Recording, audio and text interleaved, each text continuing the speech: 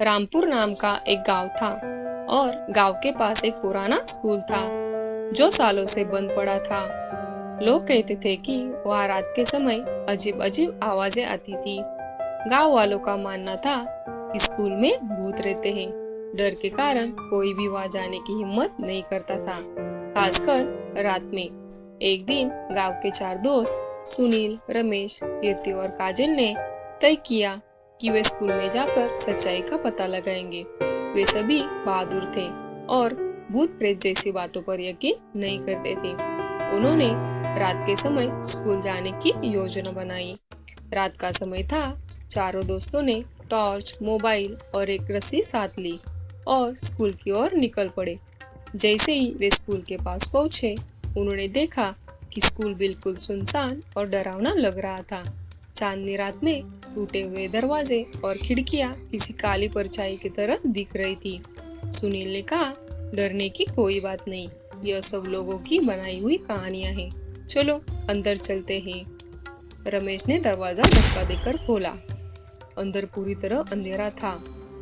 दरवाजे टूटी हुई थी और छत से मकड़ी के जाले लटक रहे थे। जैसे ही वे अंदर गए, उन्होंने एक कमरे में से किसी की चलने की आवाज सुनाई दी। कीर्ति डरकर बोली, यह क्या था? हमें वापस चलना चाहिए। लेकिन सुनील ने हिम्मत दिखाई और बोला, हो सकता है यह हवा का असर हो।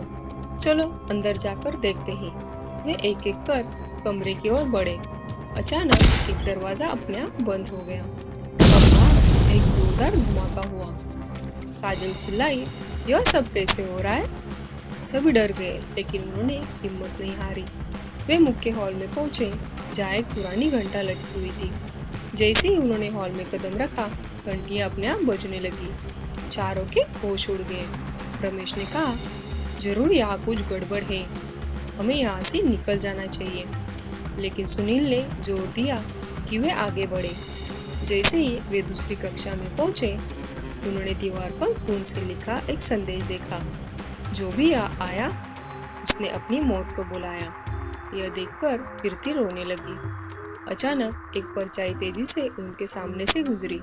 चारों ने डर के मारे एक दूसरे का हाथ पकड़ लिया।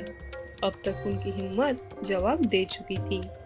जैसे ही वे बाहर जाने के लिए मुड़े, एक पुरानी तस्वीर उनके सामने गिर पड़ी।